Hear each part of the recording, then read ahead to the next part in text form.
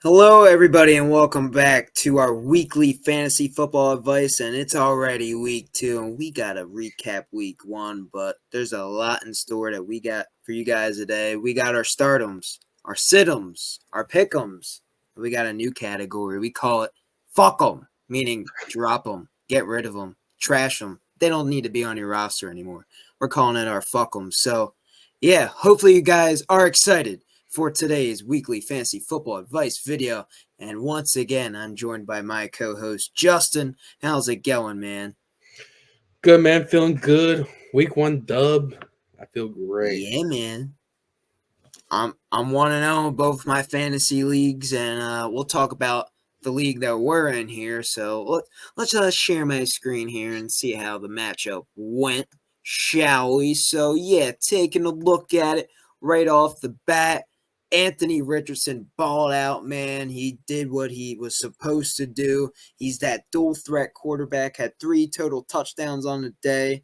Didn't win for his team, but he won for my team, and that's all that matters. And he outperformed Jordan Love there, and that's who I was going against. And then ETN kind of was, he did enough, but it could have been better. Could have been better, right? He Josh, fumbled in the end zone, man.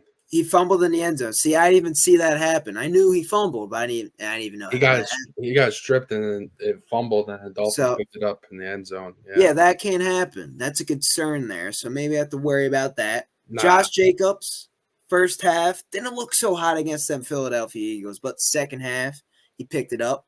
Looked like his old self. And yeah, he got me 12 points on the day. So it was a tough Eagles defense, tough Eagles D line. And I expect he'll get the ball a lot more now with Jordan Love out. So there might be some more opportunities for them to get more points.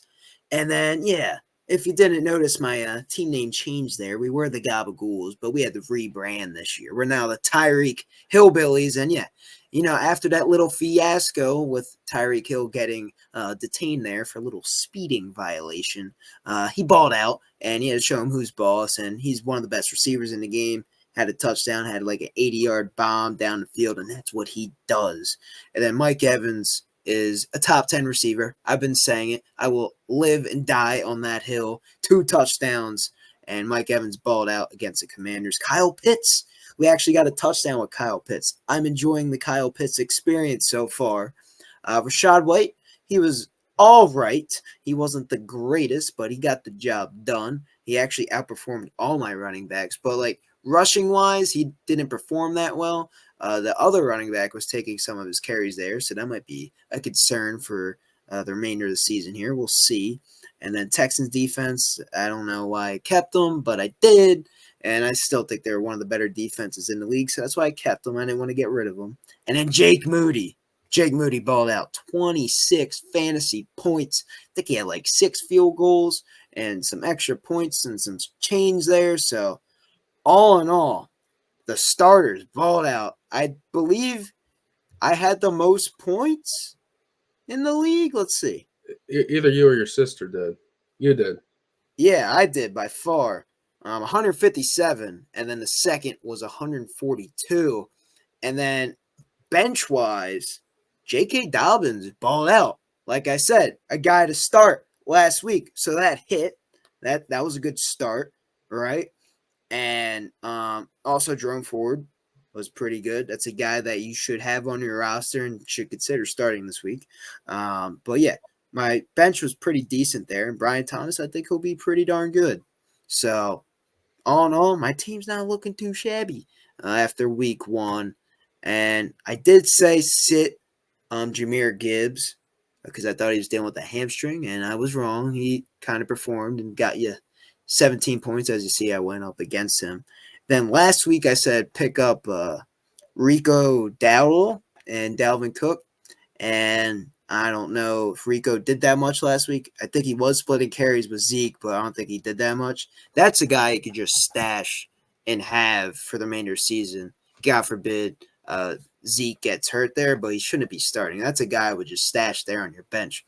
But all in all, I pretty much hit on my stardoms, and with my team there, my team looked pretty darn good. And now I will turn the floor over to Justin, and he could talk about his matchup against the mighty Joe Mamas. Yeah, so I went up against the mighty Joe Mamas. Still kept the same team name, Team J Dog. True to me, true to how I am. Yeah, so I went with Kyler Murray. I wasn't too sure how Jaden Daniels would perform against Tampa. He ended up playing well. I'll get to that in a second. But yeah, Kyler, I thought he played a pretty good game. He didn't get to the projected, but I thought 14 was not too bad. I ended up taking that. Yeah, Devon Achane, I was very happy and very pleased with. They went to him on the goal line as opposed to Raheem Mostert, which I was happy to see that. He was also really involved in the pass game. Loved that. And he was really right there, running back one. So I was really thrilled with how he played. James Conner, too. He played really well, gave me 19.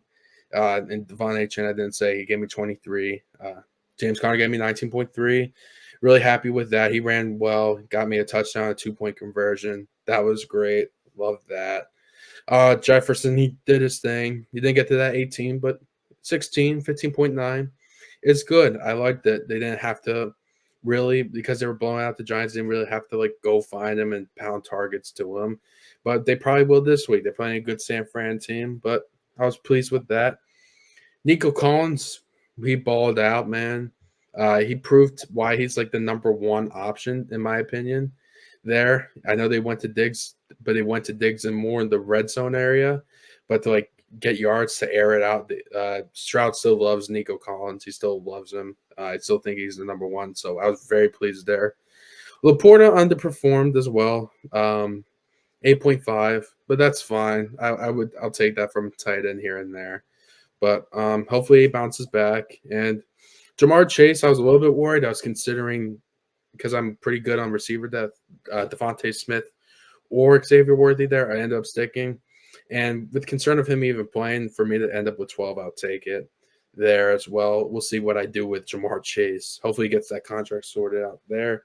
Yeah, by defense, absolutely destroyed Carolina. Gave me 16 points there. That was fantastic. And Justin Tucker did all right. 7 points, not too bad. But yeah, I had Xavier on my bench, gave me 20. Jaden Daniels gave me like 20, 28, I Pull it believe, up. on the He bench. gave you And 28.6. Devontae Smith, 15 on the bench. And for kind of punting on running back to get David Montgomery with 16 on my bench, I'll take that as well. So, yeah, I was pleased with that as well. A good showing by me. I know you and your sister were first and second. I think I was third. I handled the matchup pretty well. Wasn't really too competitive as I thought. But Yeah, you yeah, were third. so I'll take it. I'll take the 1-0, and I believe I'm going up against your dad this week. That should be fun. So yeah, so that should be interesting. I'm playing the good old G-men. The G-men, yeah, they're not so good. So I don't think you have to worry about much there. But let's talk about our stardoms, our situms, our pickums, our fuckums. I'll go first.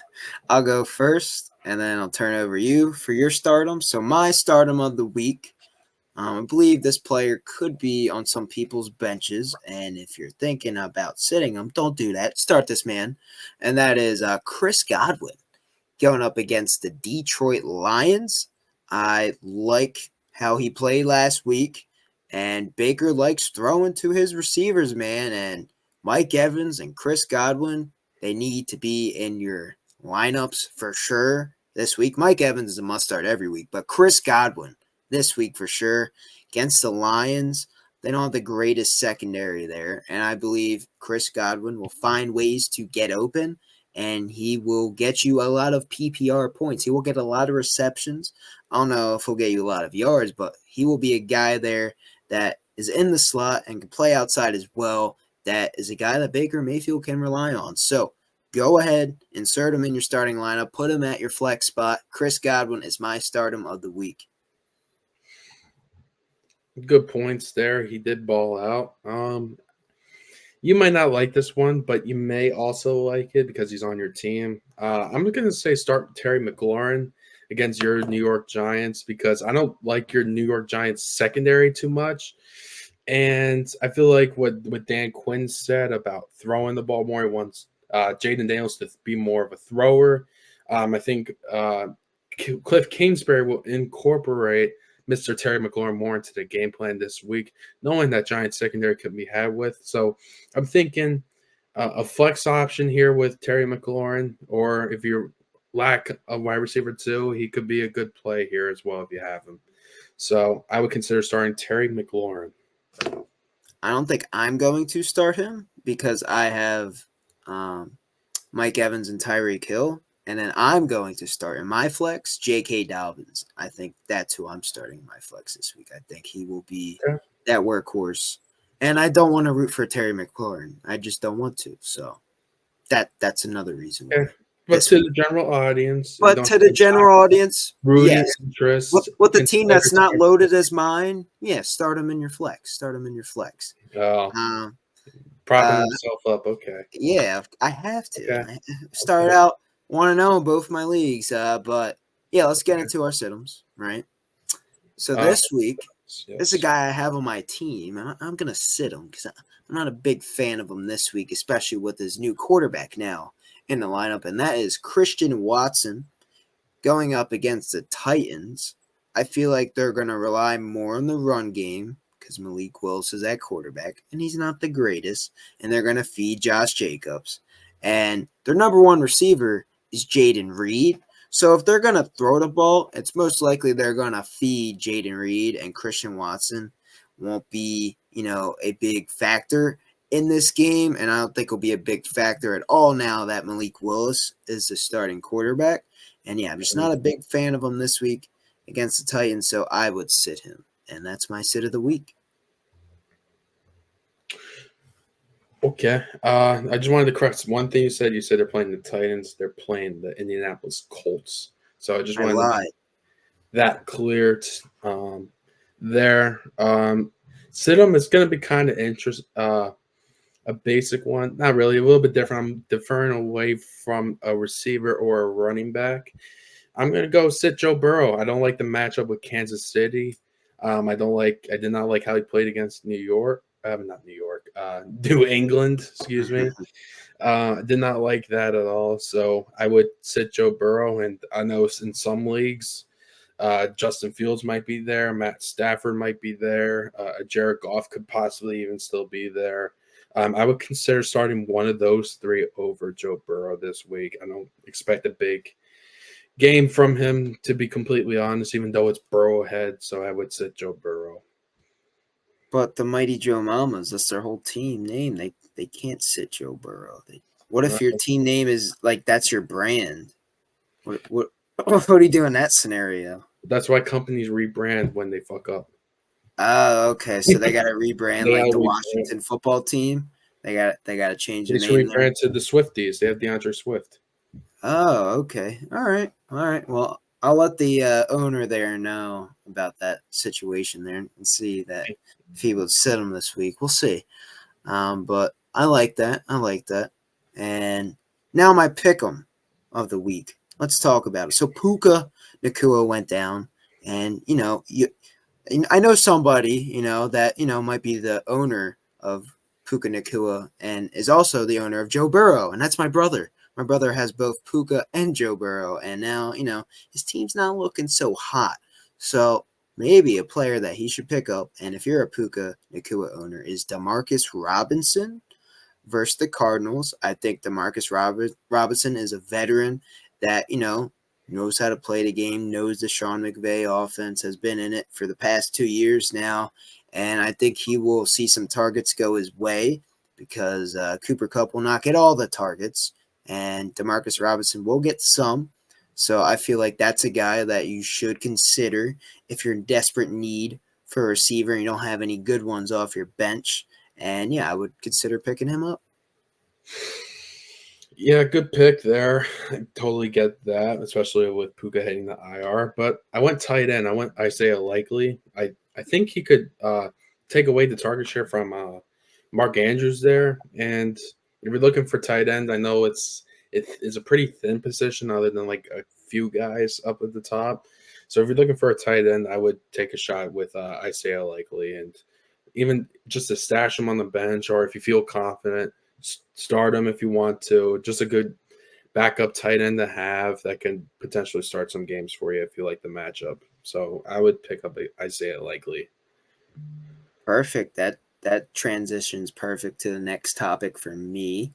So this is our new, I guess, segment of our weekly fantasy football advice, and that is fuck 'em, the person you should be dropping on your roster this week. So yeah, say you want to pick up Isaiah Likely and you have a backup tight end and you want to get rid of him. This is a guy that I consider a fuck 'em this week, and that would be Tyler Conklin.